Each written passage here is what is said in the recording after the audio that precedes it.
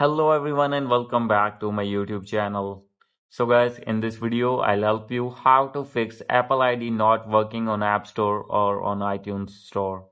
So guys, when you have opened your App Store to download apps or update apps and facing the issue that this Apple ID has not yet been used in the iTunes Store, I'll help you how can you fix this problem and how can you download any app without any interruption.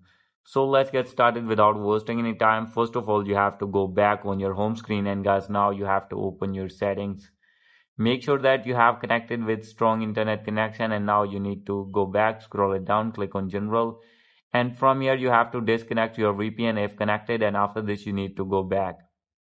So guys, now you have to open your App Store and click on your main profile icon, open your Apple ID here. And after this you need to wait for some seconds.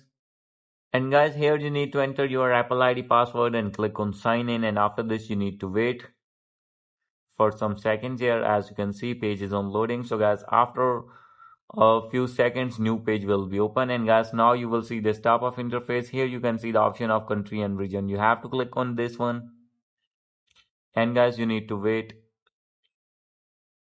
You will see a new page here. So guys, now here is the option of change country or region. From here you have to select your own country and region. For example, I am going to select here United States. And after this you have to click on agree with terms and conditions of Apple Media, and here you need to enter any payment method. If not have any debit or credit card, then guys you have to select none option.